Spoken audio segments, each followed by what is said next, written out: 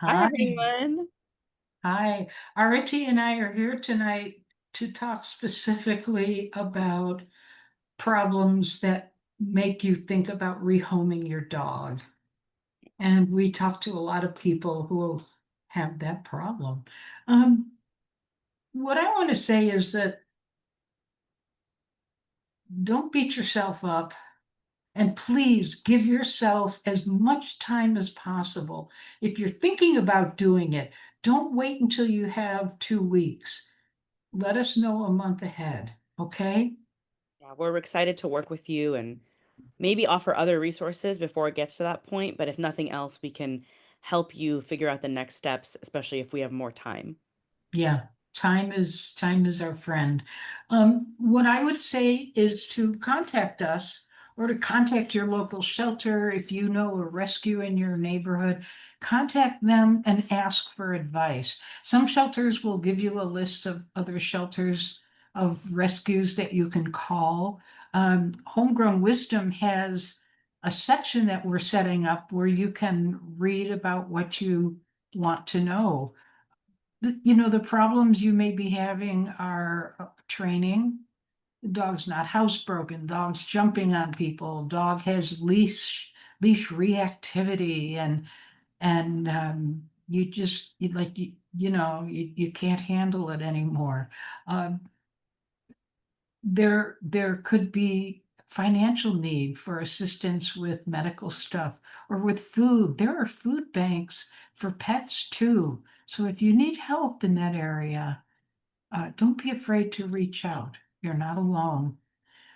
But if you talk with folks about things and you can't come to a solution, and you simply feel that the only option is to rehome the dog, we're going to go through some steps of what you might do. Arati, do you have anything to add? Um, Nothing much. I just want to repeat that we know this can be a really painful process. And if you reach out to us, we're here to support you, and we don't want you to feel any shame, and we get it. It can be hard, so we want to make it as easy as possible. Yeah. I'm going to share this window. Um, okay. Can you see that? Yes, we can. One of the things I tell people is to look locally. A lot of people don't use Facebook anymore, but Facebook is the place where we do almost all of our dog networking. All of the shelters are there, all of the rescues are there, and everyone is sharing animals and setting up transports. And so it's a good place to go if you need to rehome your dog. There are all kinds of groups, sometimes created by zip code or by county. In California, you could have Sonoma County rescuers. Um, I pulled up a couple of things to show you. So I put 209, which is the Stockton area.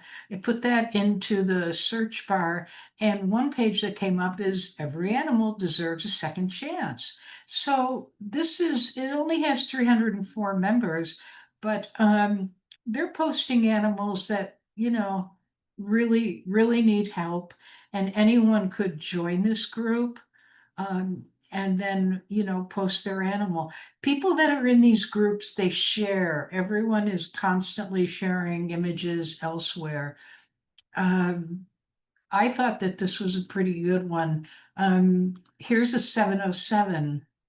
You can see I typed in 707 dog adoption, and I didn't get anything specific, but what I did get were some resources. Some of them are the names of shelters. Inland Mendocino County, I'm not even familiar with them.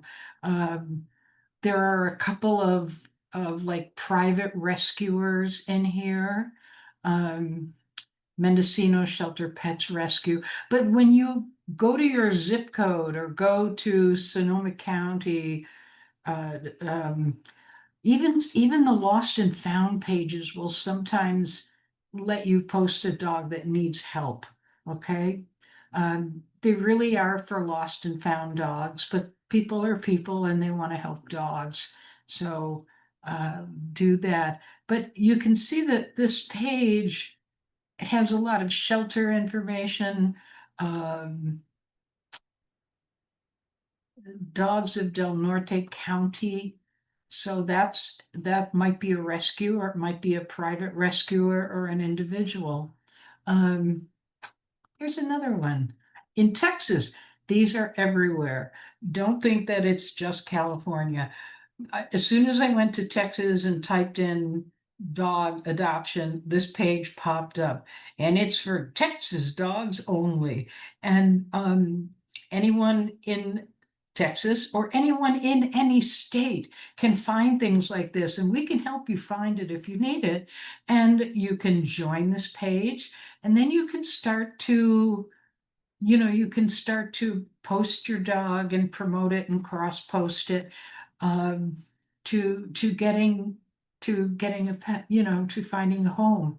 Um, there was a window that I accidentally closed. It was the Best Friends Animal Society, and they also have a section on what to do if you found a dog and need to rehome it, or if you need to rehome your dog. And it's very well assembled. Um, this surprised me. Oh, there's the page I thought I closed. Best Friends Rehoming a Pet. So you see, it's got a lot of information on it. Um, the page that I believe well, this one I didn't delete. This is Before You Get Your Puppy. This book was written by Ian Dunbar, the man who brought positive reinforcement training to the United States many years ago. He lives in the Bay Area. He still trains and speaks, and he's an amazing resource. He has made this book free for people because there's such a great need for dogs, puppies, and young dogs to be socialized to keep them out of the shelter. You work full time all day and your dog's just out in the yard, and you get home and the dog's jumping all over you. It's like, hey, what am I going to do? But that's, those are the kinds of things you have to think about before you adopt a dog. So before you get your puppy might help with that. It's also going to teach, I even recommend this to people with adult dogs. It's got a section on how to house train your dog, how to socialize your dog, how to crate train your dog, how to do it in a positive way so that the animal feels safe and understands what you want. It will make your life a lot easier.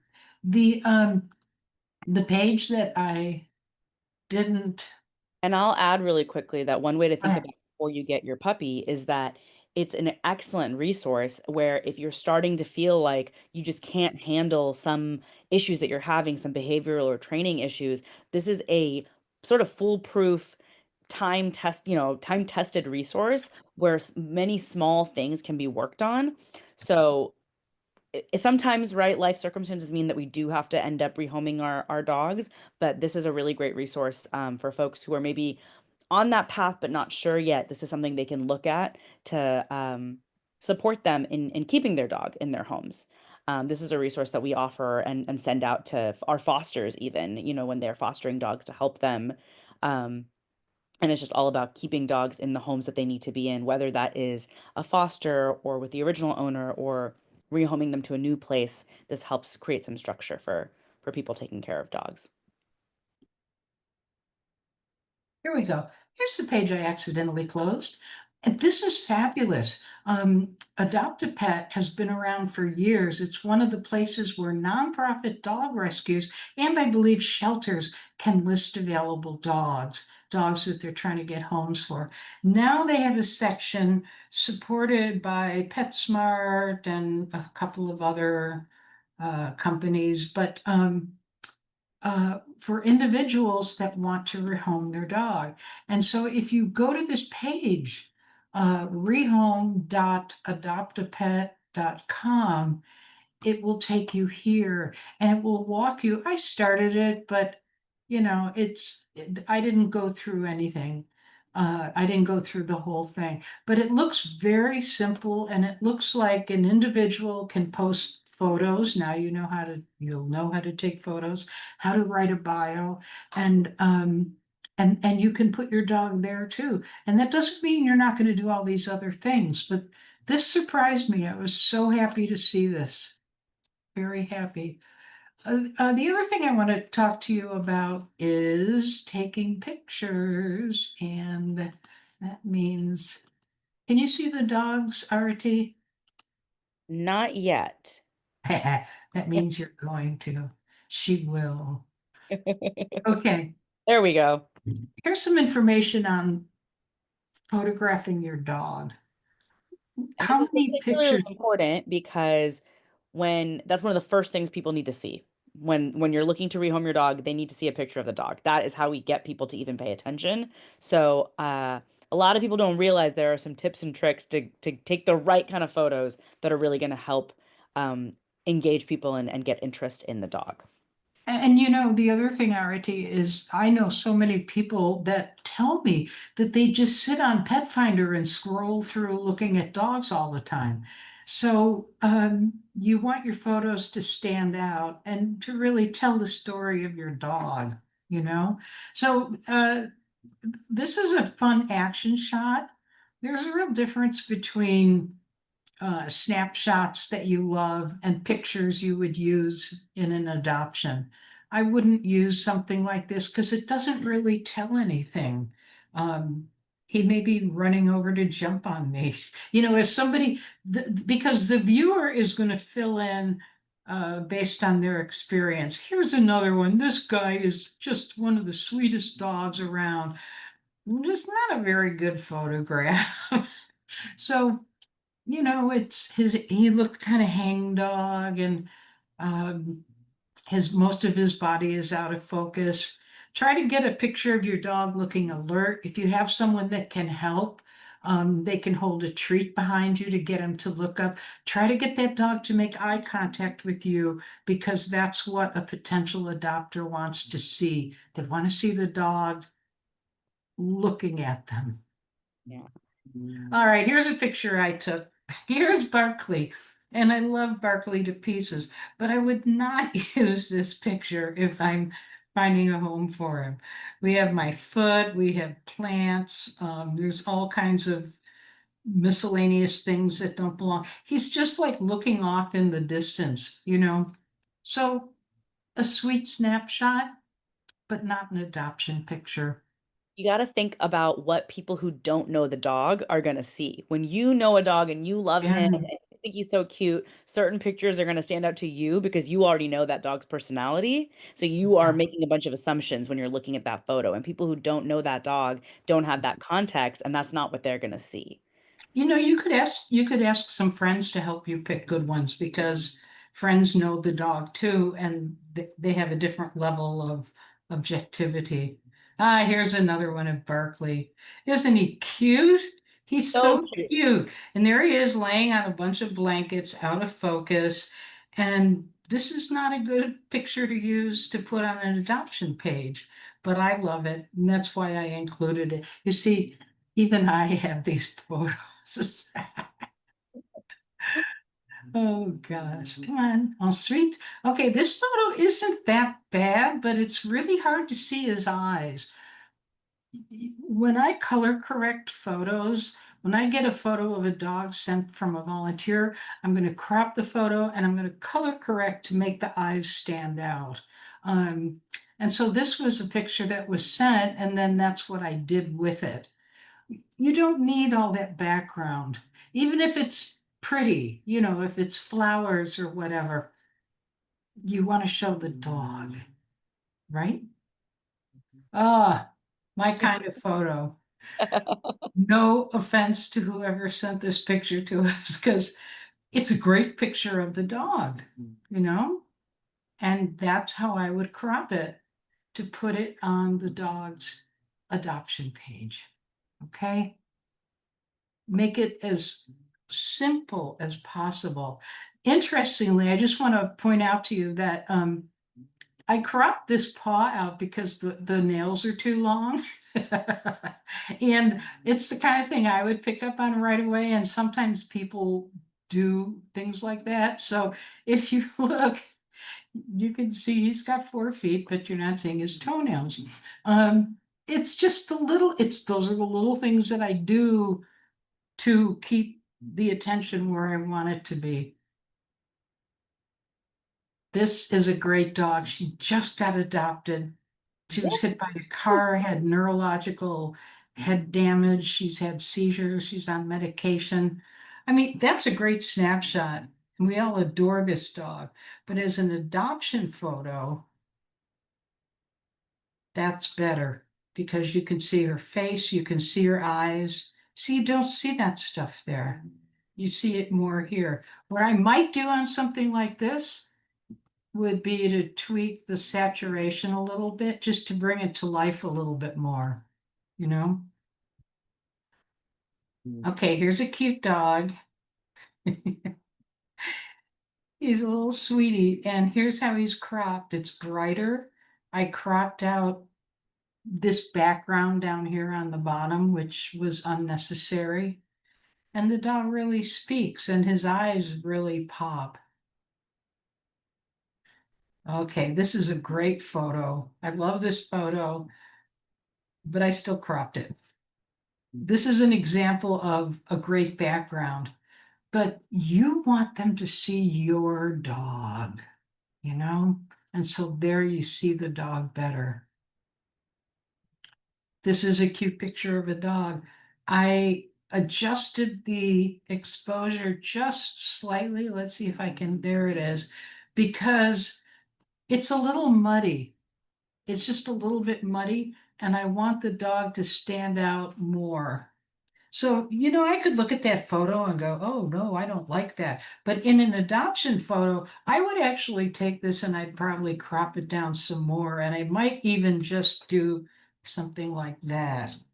So you see, that makes a difference. And now you have a photo of an engaged puppy looking super cute and not like that, not like that. Oh, sweet. Uh, so this photo, he looks scared in this picture. And this picture was sent to me. I don't remember whether we used it, but I want to show you how I would correct the photo. I brightened it up. I cropped out most of the stairway. I would have loved to gotten rid of the stain on the baseboard, but you can't do everything. Not in simple photo retouch. But there he is, and he's a little doll, Timmy. Okay, here are the winning shots. This is gorgeous. This shows you the spirit of the dog, the character, and that's what you want to try to capture. Who is it? It's not just a dog on a leash, but you want to see some personality. And you can see that in videos. You can see it when they're interacting with children or when they're playing. So don't be afraid to use video. Let me go back. This dog got adopted like almost immediately after we put this picture on Instagram. I mean, it doesn't get much better than that. And you see his personality, you could see what he looks like. Um, we had so many people writing about this pup, and he did get adopted. He went to a wonderful home. This photo I wanted to show you because it shows engagement. This is a woman who worked with us in Hudson, and she's working on doing the touch exercise with a timid dog. But you see how nicely it's cropped? It tells a story right there. You can see the dog scared, but she's very patient. She's being very gentle with the dog. So those are the pictures that I have. And can you turn off the share? Yes, I can. Okay, thank you so much. I have a couple more notes um, somewhere. All right. Hmm, And Linda, while you're finding your notes, I'll add, yeah. people will, so like I said, pictures are the most important thing that we need, but occasionally we do get requests from people sometimes where they're I know they're in a hard situation. There's probably a lot going on, and they're hoping to, they need to rehome their dog, and they're probably reaching out to multiple people. So they'll send very basic messages. They'll just say, "Hey, I have this dog." They'll usually tell us the breed or maybe the gender, and then say, "If people are interested, I'm happy to give more information." But the truth is, for people to get interested, they need that information. If I They just need, yeah. say, "I've got a male Frenchie, here's maybe a picture," I'm not going to get a lot of information because people need to know, even people who love French bulldogs need to know some basic information. So there is a basic set that I would want people to have kind of written out. Obviously, things like age and gender are helpful, but what people really want to know a lot of the time, does this dog do well with other dogs? Does it do well with other people or with kids?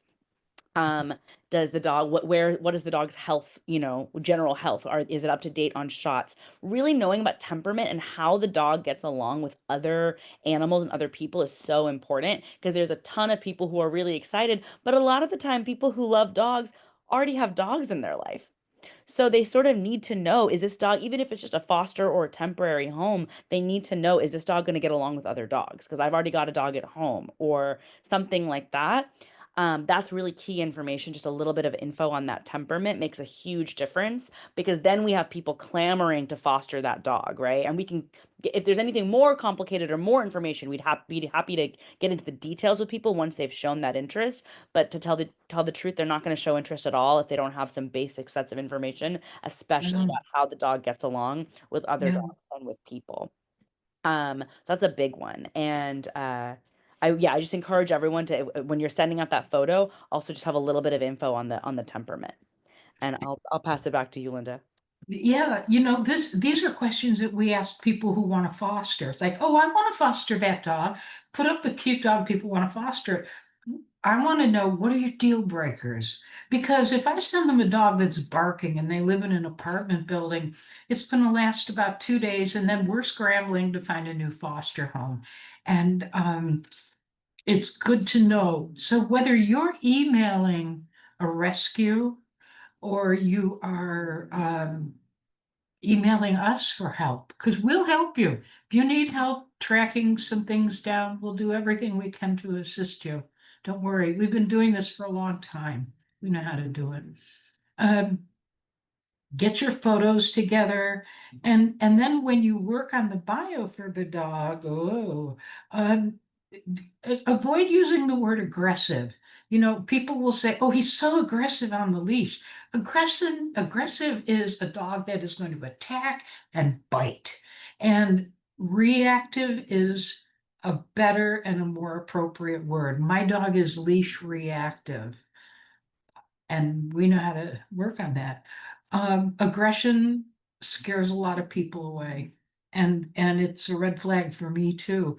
But get photos of your dog with children or videos with people. Is the dog good with children? What age? Is it good with toddlers, or should it be 6 and over, or 10 and over, or no children? Is it a dog that whose personality wouldn't fit well in a home where kids may be running around yelling because they're playing a lot? Is that dog going to become overstimulated and make a mistake that may cost him getting kicked out of the house? Think about those things ahead of time. And when you're screening somebody who might adopt your dog, ask those questions. We'll tell you how to ask the questions, okay? And be honest. Be honest. If he has bitten someone and he has a bite history, report it. Tell the people this is the case. And don't I see so many stories. Oh, he bit someone, but it probably wasn't even his fault because there was a lot of traffic, and the people are just trying to minimize the situation. Be honest about those things. He's not completely housebroken, well, we can help with that.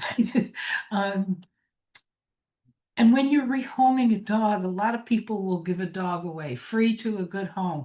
But if that dog doesn't meet their criteria, they're just going to hand it off to someone. Every day we are seeing dogs dumped on the road, litters of puppies left on the side of the road with a bowl of food and some water. And not everyone is as conscientious as we are and as you, the viewer, is. So we're here to help, and there are other resources that will help you. And if you must rehome your dog, do it conscientiously and with a good heart. And that's all I got. Yep, same for me. Thanks, everyone. And as always, we're here for you. Yeah, send us an email. We'll meet up with you and help out any way we can. We're happy to do it. Thank you. Good night.